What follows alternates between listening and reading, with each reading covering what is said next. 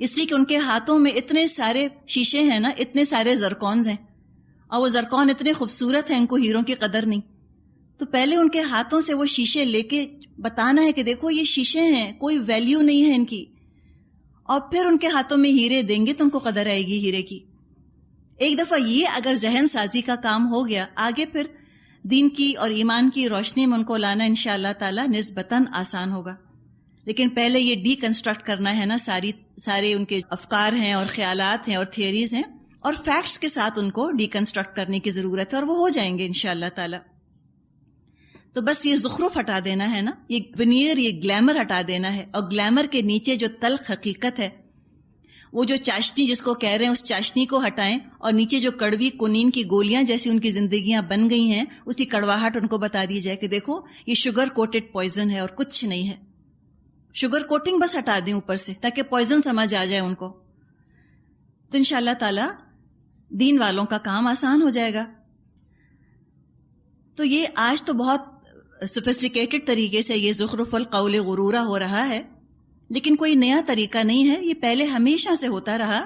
سرکش انسان اور سرکش جن ہمیشہ سے نبیوں کے خلاف، ان کی تعلیمات کے خلاف بغاوت کرتے رہے، پلانز بناتے رہے، سازشیں کرتے رہے، مکر کرتے رہے. نیک لوگوں کو برائی کے جال میں پھنسانے کی کوشش کرتے ہیں. جب نیک لوگ ان کی برائی کے جال میں نہیں پھنستے، ان کو بدنام کرنے کے لیے افواہیں اڑاتے ہیں. یہ سب ہو رہا ہے.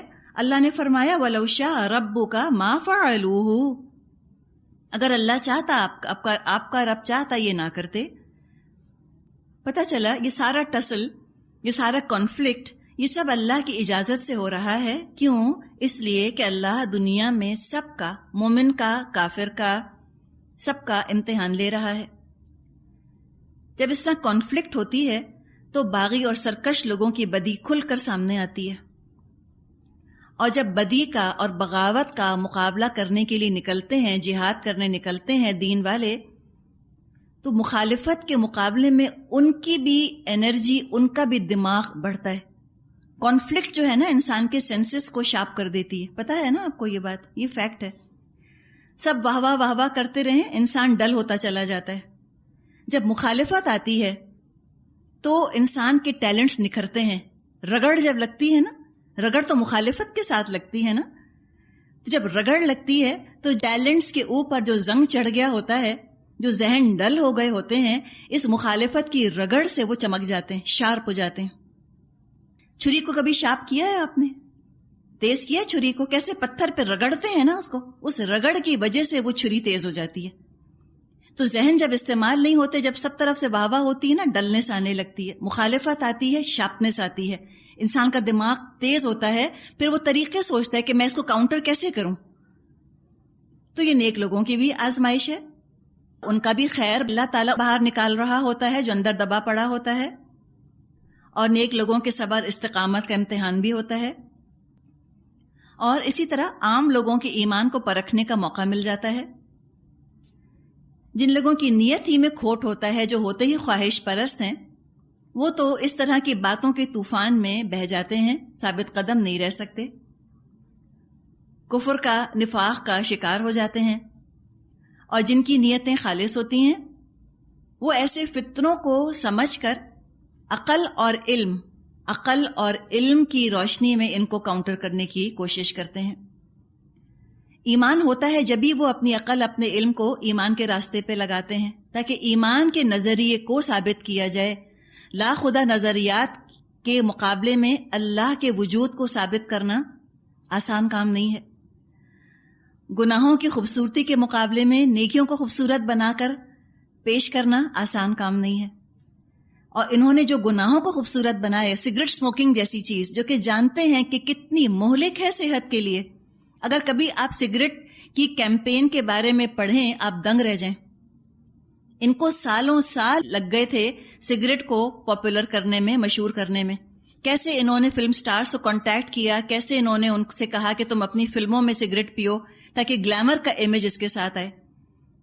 کولڈ ڈرنکس کتنے عرصے یہ پاپولر نہ ہو سکے، کتنی محنت کی انہوں نے، کتنی پلاننگ کی انہوں نے، تب کہیں جا کے انہوں نے ان برائیوں کو اور صحت کے لیے نقصان دہ چیزوں کو انہوں نے اتنا لوگوں کے لیے پسندیدہ مقبول بنا دیا. لوگوں کو آج پتہ ہے کہ ہماری صحت کے لیے مضر ہے، تب بھی لوگ استعمال کر رہے ہیں. تو پروپیگنڈا ہے نا، محنت ہے. اور ایک چیز جو اپنی ذات سے بہت اچھی ہے اس کو دبا دیا. تب جب لوگ اس کو لے کر اٹھیں گے ان کو بھی بہت محنت کرنی ہوگی. خود بخود یہ کام ہونے والے نہیں ہیں. اس کے لیے بیسٹ برینز چاہیے، اس کے لیے بہت ذہن چاہیے، اس کے لیے پڑھے لکھے لوگ چاہیے جو کہ اس زخرف کو ہٹا سکیں، اس نقاب کو الٹ سکیں برائی کے چہرے سے، اور اس خوبصورت نقاب کو الٹ کر اور برائی کا مکروہ اور کری چہرہ دکھائیں کہ تمہیں لگتا ہے کہ وہ بہت خوش ہیں، تمہیں لگتا ہے کہ وہ اپنے گناہوں کے اندر بہت مزے سے رہ رہے ہیں. ان کی زندگیاں تو دیکھو کیا حال ہے ان کا. کتنے لوگوں کو پتا ہوگا ڈارون کے بارے میں کہ وہ خدا پرست تھا اور جب مرا تو لا خدا تھا. شاید ہی کسی کو پتا ہو، اور پتا بھی ہو تو کہتے ہیں وی ڈونٹ کیئر، ہم تو ویسے بھی ایوالو ہوئے. ان کا تو خیال یہ ہوگا کہ ڈارون نے گمراہی سے سفر شروع کیا، ہدایت پر اس کا انتقال ہوا. ان کا تو یہ خیال ہوگا نا. تب بتانا ہے لوگوں کو کہ یہ سارا جھوٹ کا پلندہ ہے اور کچھ نہیں. اگر آپ ڈارونس تھیوری کے بارے میں کچھ جاننا چاہتی ہیں تو ہارون یحییٰ نے بہت اس پر کام کیا ہے. ویڈیوز ہیں یا ان کی بکس ہیں، ان سے آپ فائدہ حاصل کر سکتی ہیں. تو یہ بات یہاں فرمائی کہ اللہ چاہتا تو یہ ایسے نہ کرتے، لیکن اللہ نے چاہا، اللہ نے سب کا امتحان لینا چاہا ہے. جو لوگ خالص نیت لے کر آتے ہیں اللہ کے لیے وہ ان فتنوں سے متاثر نہیں ہوتے، بلکہ نبی کے مددگار بن کے کھڑے ہوتے ہیں. باطل عقائد کو، باطل نظریات کو غلط ثابت کرنے کی بھرپور کوشش کرتے ہیں، اور کامیاب ہوں یا نہ ہوں اللہ تو صرف ٹیسٹ کرنا چاہتا ہے، پرکھنا چاہتا ہے کون اللہ کی طرف آتا ہے، کون شیطان کے راستے پہ چلتا ہے. اور اس طرح معاشرے کی پولرائزیشن نمایاں ہو جاتی ہے. یہی بات ہے جو آگے فرمائی آیت 113 میں، وَلِتَصْغَىٰ إِلَيْهِ أَفْئِدَةُ الَّذِينَ لَا يُؤْمِنُونَ بِالْآخِرَةِ وَلِيَرْضَوْهُ وَلِيَقْتَرِفُوا مَا هُمْ مُقْتَرِفُونَ. یہ سب کچھ ہم انہیں اس لیے کرنے دے رہے ہیں کہ جو لوگ آخرت پر ایمان نہیں رکھتے ان کے دل اس خوشنما دھوکے کی طرف مائل ہوں اور وہ اس سے راضی ہو جائیں اور وہ برائیاں کما لیں جو وہ برائیاں کرنا چاہ رہے ہیں. اقتراف، کمائی کرنا، اس کا مطلب ہوتا ہے ٹو ارن. اچھے اور برے دونوں معنوں میں آتا ہے یہ لفظ اقتراف. قرافہ مادہ ہے، قرافہ مطلب ہوتا ہے میل جول، آپس میں ملنا یا تہمت لگانا، بلیم کرنا کسی کو، اس کے لیے بھی آتا ہے یہ لفظ.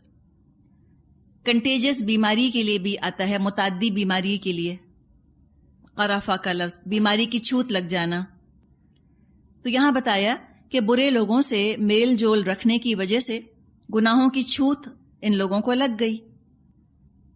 مقراف کہا جاتا ہے بہت گناہ گار کو، المقراف بہت گناہ گار. برے لوگوں کی صحبت میں رہے ان جیسے ہو گئے. ہم کہتے ہیں نا خربوزے کو دیکھ کے خربوزہ رنگ پکڑتا ہے. جس کمپنی میں انسان اٹھتا بیٹھتا ہے، جیسی کتابیں پڑھتا رہتا ہے، جو دیکھتا سنتا رہتا ہے، اس کی ذہنیت، اس کا تھنکنگ پروسیس ویسا ہی ہو جاتا ہے. تو وہ لوگ بھٹکتے ہیں جو واقعی بھٹکنا چاہ رہے ہوتے ہیں، جن کو اسلام پسند ہی نہیں ہوتا. وہ پہلے ہی فرار کا راستہ تلاش کر رہے ہوتے ہیں. اس ذہنیت کے ساتھ انہیں کوئی ایک بھٹکانے والا مل جاتا ہے تو لہٰذا وہ اس کو اپنا رہنما بنا کر اس کے پیچھے چل پڑتے ہیں. وہ پہلے ہی اللہ کے دین پہ عمل نہیں کرنا چاہ رہے تھے، پہلے ہی وہ ٹیڑھ ڈیویشن تلاش کر رہے تھے. اب جب کوئی ڈیویشن تلاش کر کے ان کو دے دے، ٹیڑھا راستہ ان کو دکھا دے، تو وہ شخص بہت اچھا لگتا ہے ان کو، سب اس کے پیچھے چل پڑتے ہیں.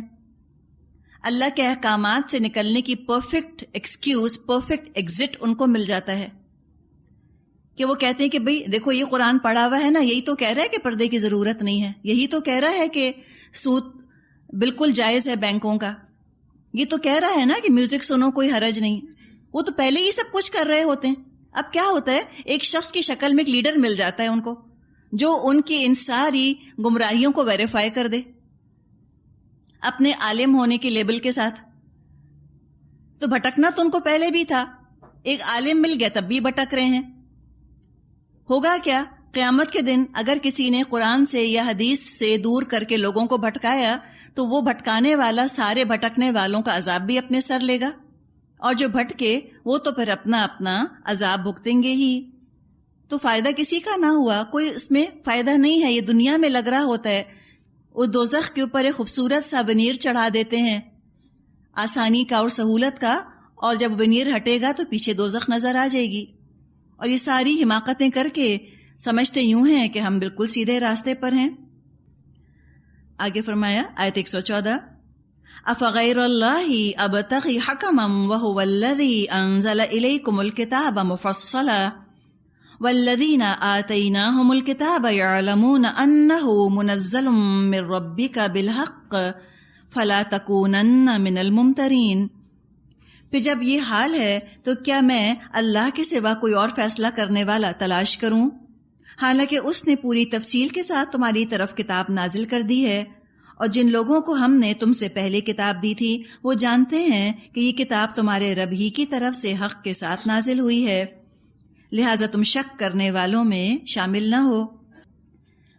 سارے غلط نظریات، سارے جھوٹے پروپیگنڈے سے نمٹنے کا طریقہ بتا دیا گیا کہ اللہ کو حکم بناؤ، جج بناؤ.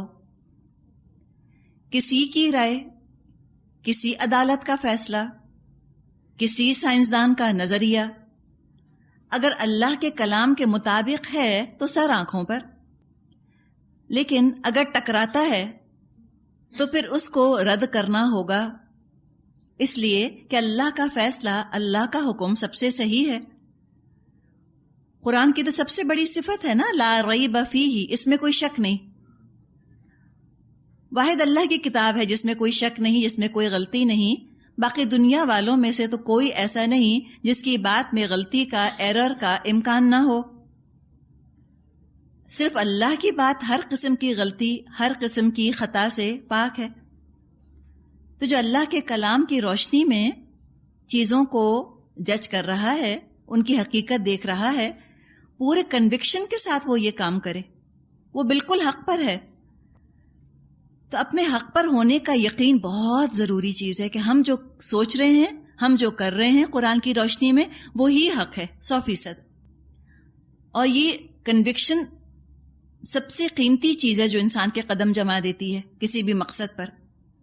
دنیا میں بھی آپ دیکھیں، سقراط آپ دیکھیے، سقراط اپنی بات پر جمع رہا نا، سارا ایتھنز اس کے خلاف ہو گیا، اس نے اپنا موقف نہ چھوڑا، اور وہ حق پر تھا، اس نے اپنا موقف نہ چھوڑا. تو مومن بھی چاہے سارا شہر اس کی مخالفت کر رہا ہو، مومن تو اللہ کی بات پر جم جاتا ہے، سٹینڈ لے لیتا ہے. تو کہا تو گیا ہے نبی اکرم صلی اللہ علیہ وسلم سے کہ آپ شک کرنے والوں میں نہ ہو. سنانا ہم سب کو مراد ہے کہ تم کبھی شک مت کرنا اپنے رب کی تعلیمات میں، چاہے کتنی بھی دنیا والے زور کیوں نہ لگا لیں، چاہے مخالفت کی ہوائیں کتنی بھی طوفانی کیوں نہ ہو جائیں، اس کتاب کا دامن تم مت چھوڑنا. ساری دنیا اس کو جھوٹا کہے، تمہارے دل میں کبھی شک بھی نہ آنے پائے کہ اللہ کی کتاب میں کوئی بات غلط ہو بھی سکتی ہے. اور یہ ایمان، یہ سب سے قیمتی متاع ہوتی ہے مومن کی، جس کی حفاظت بھی کرنی ہے اور اس کی دعا بھی کرنی ہے. آیت 115، وَتَمَّتْ كَلِمَةُ رَبِّكَ صِدْقًا وَعَدْلًا لَا مُبَدِّلَ لِكَلِمَاتِهِ وَهُوَ السَّمِيعُ الْعَلِيمُ. تمہارے رب کی بات سچائی اور انصاف کے اعتبار سے کامل ہے، کوئی اس کے فرامین کو تبدیل کرنے والا نہیں ہے، اور وہ سب کچھ سنتا اور جانتا ہے. اللہ کی بات کی دو صفات ہیں جو یہاں بیان کی گئیں، ایک ہے صدق، سچائی، اور دوسری ہے عدل. قرآن میں اگر ہم دیکھیں، قرآن میں مختلف قسم کے مضامین آتے ہیں، تاریخ کے عبرت آموز واقعات ہیں اور حالات ہیں. سائنس اب تک جہاں پہنچی ہے اس کو اگر قرآن کی روشنی میں دیکھیں تو جو سائنس کے ثابت شدہ نظریات ہیں، دیکھیں ایک ہے تھیوری، صرف تھیوری، جس کو فیکٹ سپورٹ نہیں کر رہے، ابھی پروف نہیں ملا، ہم ان کی بات نہیں کر رہے، ڈارونز تھیوری جیسی تھیوریز کی ہم بات نہیں کر رہے. ہاں، اگر ہم بات کریں کہ ایکسپینڈنگ یونیورس، یہ ایک تھیوری تھی، ایک نظریہ تھا جس کا کہ ثبوت بھی مل گیا، ثبوت نے اس کو سپورٹ کر دیا. اس کو اگر آپ قرآن کے ساتھ دیکھیں تو قرآن بھی ان کو ویریفائی کرتا ہے. سائنس کے ثابت شدہ حقائق، ثابت شدہ نظریات کو قرآن کبھی اپوز نہیں کرتا. تو سچائی کے لحاظ سے اللہ کی بات مکمل ہے. دیکھ لیں جو اللہ نے تاریخ بتا دی ہے قرآن میں وہی سچی ہے، اور جو اللہ نے قرآن میں باتیں بیان فرما دی وہ مکمل ہیں سچائی کے لحاظ سے۔ تو ان چیزوں کا تعلق سچائی کے ساتھ ہے، صدق کے ساتھ ہے۔ جہاں تک عدل کا تعلق ہے، عدل کا تعلق احکام شریعت سے ہے، چاہے معاشی ہوں چاہے معاشرتی ہوں۔ اسلام نے سود کو حرام کیا، آج دنیا پھر وہیں آ رہی ہے۔ انہوں نے تجربہ کیا کہ جب بھی انٹرسٹ ریٹ بڑھتا ہے، سود کی شرح بڑھتی ہے، اسٹاک مارکیٹ گر جاتا ہے۔ تو اب وہ کوشش ہی کر رہے ہیں کسی طرح سود کو کم سے کم کر دیا جائے۔ اور عدل کی بات، نیک اعمال پر جو وعدہ کیا گیا ہے کہ جزا ملے گی، برے اعمال پر وعدہ کیا گیا کہ سزا ملے گی، سب اللہ کے عدل کا تقاضا ہے۔ قیامت کے واقعات جو پیش آنے ہیں بالکل سچے ہیں، 100% سچے ہیں، کوئی مبالغہ نہیں ہے ان کے اندر، کوئی نعوذ باللہ جھوٹ کی ملاوٹ نہیں ہے۔ تو عدل اور صدق دونوں کے لحاظ سے اللہ کی بات 100% کامل ہے۔ جیسے ابھی ہم نے بات کی، عدل کا تعلق احکامات سے ہے، اور عدل کا ایک ہم نے مطلب لیا جسٹس، کسی کی حق تلفی نہ ہو، کسی پر ظلم نہ ہو۔ کچھ مفسرین نے عدل سے ایک اور مطلب بھی لیا ہے، مراد ہے اعتدال، بیلنس، یعنی اللہ کی دی ہوئی شریعت نہایت معتدل ہے، نہایت بیلنسڈ ہے، نہ بالکل انسان کی نفسانی خواہشات کے تابع ہے، اینیمل انسٹنکٹس کے تابع نہیں ہے اللہ کی دی ہوئی شریعت، اور نہ ایسی سخت ہے کہ انسانی جذبات اور انسانی فطرت ان پابندیوں کو برداشت نہ کر سکے۔ تو اسلام میں نہ نفس کشی ہے، نہ نفس پرستی ہے، نہ غرق دنیا ہے، نہ ترک دنیا ہے، بہت خوبصورت اعتدال ہے۔ نہ فرد کی اتنی آزادی ہے، نہ انڈیویجولز کی ایسی انڈیپینڈنس ہے کہ معاشرہ برباد ہو جائے۔ جیسے آج کل ہم دیکھتے ہیں فریڈم آف ایکسپریشن کے نام پر کیا کچھ ہنگامے ہیں دنیا کے اندر۔ اسلام ایسی آزادی نہیں دیتا افراد کو کہ وہ معاشرے کا نظام درہم برہم کر کے رکھ دیں اور پورا معاشرہ سفر کرے، اور نہ معاشرے کو ایسے اختیارات دیتا ہے اسلام کہ افراد بالکل دب کر پس کر رہ جائیں۔ نہ ٹوٹیلیٹیرین نظام ہے اور نہ ہر طرح کی فریڈم ہے، فریڈم آف انڈیویجولز، بلکہ دونوں کا اعتدال ہے، بیلنسڈ ہے۔ بہت خوبصورت آیت ہے، اپنے تزکیے کے لیے بہت اچھی آیت ہے۔ اپنے دل میں انسان اس کو بٹھا لے، جما لے، کبھی اللہ کے بارے میں بدگمان نہ ہو کہ اللہ انفیئر احکامات بناتا ہے یا اللہ پارشل ہے، اللہ متعصب ہے، نعوذ باللہ نہیں، متعصب تو انسان ہوتے ہیں۔ انسان جب قانون بنائیں گے، مرد اگر ہوں گے اپنے نقطۂ نظر سے، اپنے پوائنٹ آف ویو سے بنائیں گے، اور اپنے وقت کی محدودیت کے حساب سے بنائیں گے۔ تو انسان کی تو عقل بھی محدود ہے، انسان کا تو علم بھی محدود ہے، تو وہ تو بہت لمیٹیشنز ہیں انسان کی تو، لیکن اللہ تعالیٰ کی تو نہ علم کی کوئی محدودیت ہے اور نہ اللہ کی حکمت کوئی محدود ہے۔ تو اللہ تعالیٰ نے تو بہترین احکامات بنا دیے، کوئی اس کے احکامات کا بدلنے والا نہیں، وہ سب سنتا ہے اور علم والا ہے۔ آگے فرمائے آیت 116، وَإِن تُطِعْ أَكْثَرَ مَن فِي الْأَرْضِ يُضِلُّوكَ عَن سَبِيلِ اللَّهِ إِن يَتَّبِعُونَ إِلَّا الظَّنَّ وَإِنْ هُمْ إِلَّا يَخْرُصُونَ۔ اے محمد صلی اللہ علیہ وسلم، اگر تم ان لوگوں کی اکثریت کے کہنے پر چلو جو زمین میں بستے ہیں تو وہ تمہیں اللہ کے راستے سے بھٹکا دیں گے، وہ تو محض گمان پر چلتے ہیں اور قیاس آرائیاں کرتے ہیں۔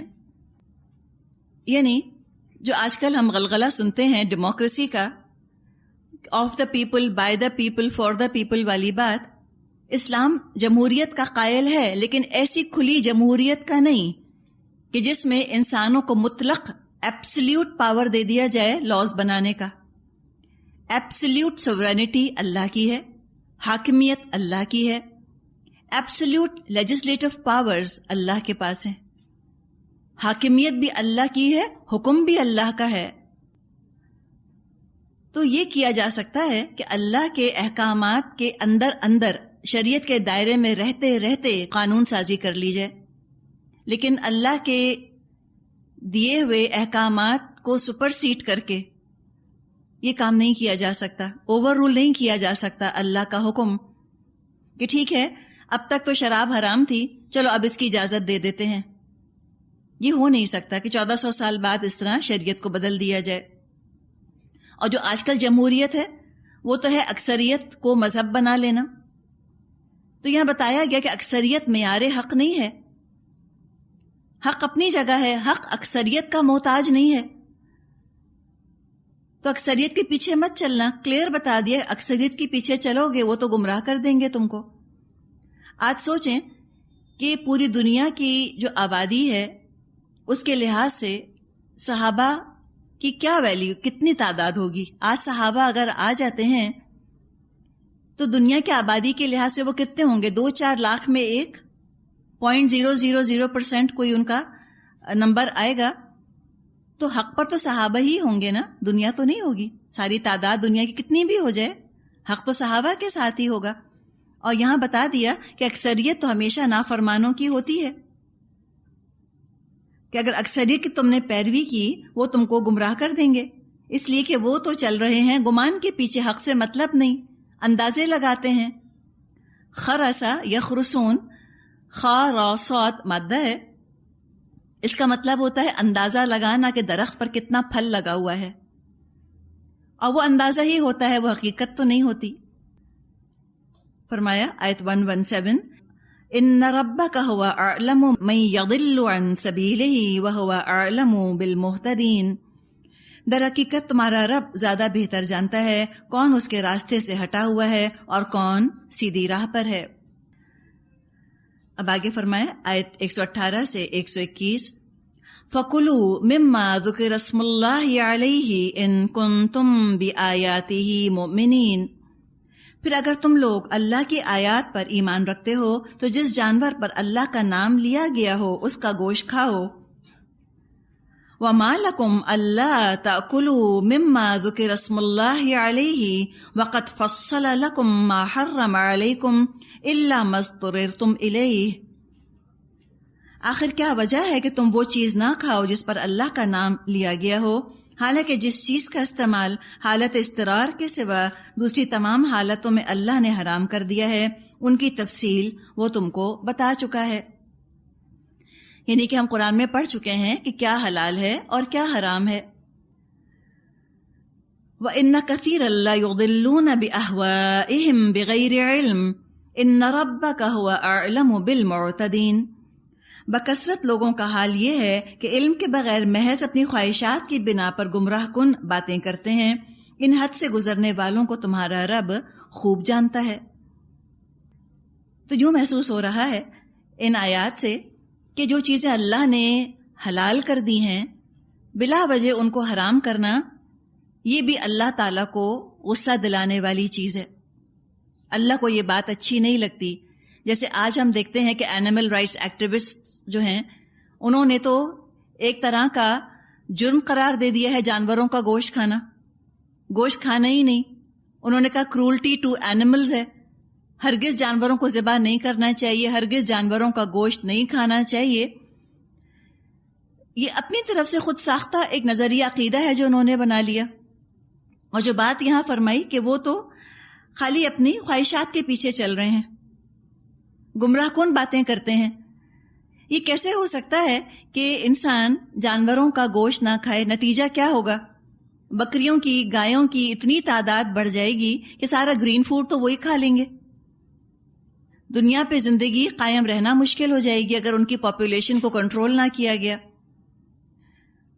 تو ایک نعرہ لگا دینا اور بات ہے، پریکٹیکلٹی اس کی دیکھنا اور بات ہے. اسلام بہت پریکٹیکل، بڑا پریگمیٹک، بڑا قابل عمل قسم کا مذہب ہے.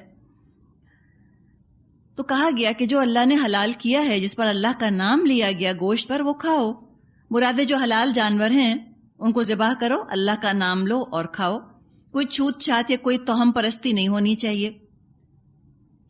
اسی لیے علماء کا یہ طریقہ رہا کہ جب کوئی ہندو مسلمان ہوتا تھا تو اس سے پوچھتے تھے کہ اس نے گائے کا گوشت کھایا یا نہیں، اس لیے کہ وہ تو گائے کی حرمت لے کر آیا ہے نا.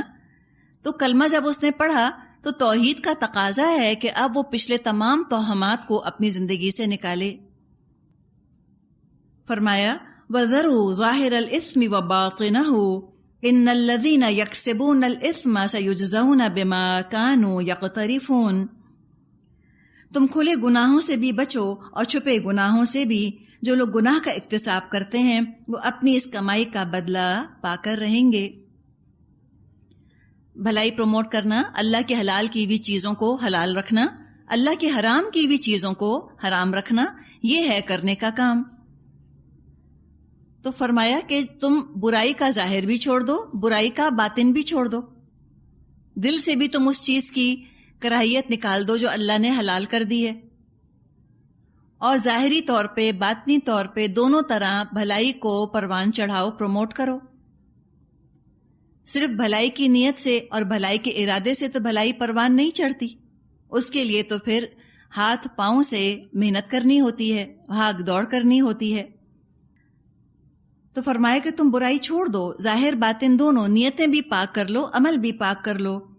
اور جو لوگ گناہ کماتے ہیں وہ اپنے گناہوں کا وبال بھگت لیں گے. وَلَا تَأْكُلُوا مِمَّا لَمْ يُذْكَرِ اسْمُ اللَّهِ عَلَيْهِ وَإِنَّهُ لَفِسْقٌ وَإِنَّ الشَّيَاطِينَ لَيُوحُونَ إِلَىٰ أَوْلِيَائِهِمْ لِيُجَادِلُوكُمْ وَإِنْ أَطَعْتُمُوهُمْ إِنَّكُمْ لَمُشْرِكُونَ. اور جس جانور کو اللہ کا نام لے کر ذبح نہ کیا گیا ہو اس کا گوشت نہ کھاؤ، ایسا کرنا فسق ہے. شیاطین اپنے ساتھیوں کو پٹیاں پڑھاتے ہیں تاکہ وہ تم سے جھگڑا کریں، لیکن اگر تم نے ان کی اطاعت قبول کر لی تو یقیناً تم مشرک ہو. یہاں پر زور دے کر یہ بات فرمائی گئی کہ اللہ کا نام لو جانور پر، اور اگر وہ بتوں کے نام پر جانور ذبح کر رہے ہیں یا اللہ کا نام نہیں لے رہے تو وہ جانور مت کھاؤ. اب یہ اللہ کا نام لینا آخر کیوں اتنا ضروری ہے؟ یہاں سے ہم کو سینکٹیٹی آف لائف پتہ چل رہی ہے، حرمت جان. انسانوں کی جان کی تو حرمت ہے ہی، کوئی شک نہیں. جانور بھی اللہ کی مخلوق ہیں، اور جانوروں کی بھی احترام جان ہے، ان کی بھی جان، ان کی بھی زندگی کا احترام ہے، سینکٹیٹی آف لائف ان کے لیے بھی ہے. اب اگر کسی جانور کو انسان اپنی غذا کے طور پہ استعمال کرنے کے لیے ذبح کر رہا ہے تو اس سینکٹیٹی کا، اس حرمت کا وہ قفل کھول رہا ہے نا، تالا کھول رہا ہے. تو جب وہ یہ تالا کھولے حرمت جان کا تو اللہ کے نام سے کھولے، اس لیے کہ اللہ نے اس کو محترم کیا ہے، اللہ نے اس کو پیدا کیا ہے اس جانور کو، اور ایک انسان اس جانور کی جان لے رہا ہے. تو یہ تو اخلاق کا تقاضا ہے کہ وہ اللہ کا نام لے، اور اللہ کے نام کا سمجھے کہ اللہ کا نام وہ چابی ہے جس سے کہ حرمت جان کا تالا کھل گیا. تو یہ یاد رکھے کہ اللہ کی مخلوق، اللہ کی اجازت سے ہم اس کو اپنے لیے حلال کر رہے ہیں. اللہ نے اجازت نہ دی ہوتی ہم اس کی جان لے نہیں سکتے تھے. تو لہٰذا اللہ کا نام لینا ضروری ہے. جس چیز پر اللہ کا نام نہ لیا جائے ویسے بھی وہ برکت سے خالی ہوتی ہے. تو ہم دیکھتے ہیں کہ جب مسلمان جانور ذبح کرتے ہیں تو بسم اللہ اللہ اکبر کہہ کر جانور ذبح کیا جاتا ہے. اور اگر اہل کتاب یعنی یہود اور عیسائی وہ بھی اللہ کا نام لیں اور ذبح کا طریقہ فالو کریں تو ان کا ذبح کیا ہوا بھی حلال ہوگا، اس لیے کہ وہ اللہ کو مانتے ہیں. امام ابو حنیفہ رحمۃ اللہ علیہ ان کا کہنا تو یہ ہے کہ اگر جانور ذبح کرتے ہوئے مسلمان نے بھی اگر بسم اللہ نہیں پڑھا تو وہ جانور حلال نہیں ہوگا. ان کا فتویٰ سخت ہے اس کے اوپر. جبکہ امام شافعی رحمۃ اللہ علیہ کے نزدیک ان کا کہنا یہ ہے کہ مسلمان اگر ذبح کر رہا ہے، اور لفظ ذبح امپورٹنٹ ہے، اور وہ اگر بسم اللہ کہنا بھول بھی گیا تو کوئی حرج نہیں، کیونکہ اس کے دل میں تو بہرحال کلمہ ہے ہی. اگر وہ کہتا تو وہ بسم اللہ ہی اللہ اکبر ہی کہتا. تو اگر وہ بھول گیا تو کوئی بات نہیں. اس لیے کہ حدیث آتی ہے نبی اکرم صلی اللہ علیہ وسلم کی، ابن ماجہ میں یہ حدیث موجود ہے کہ اللہ کے رسول صلی اللہ علیہ وسلم نے فرمایا اللہ تعالیٰ نے میری امت سے خطا، بھول اور جبر کی حالت میں کیا ہوا کام معاف فرما دیا ہے. تو اگر کوئی بھول گیا، یاد نہ رہا، بسم اللہ نہیں پڑھا، کوئی بات نہیں، وہ گوشت پھر بھی حلال ہوگا. اچھا آپ دیکھیں کہ یہاں پر کھانے کا کتنی شد و مت سے ذکر آیا ہے. آگے بھی سورہ انعام میں پھر یہ موضوع آئے گا.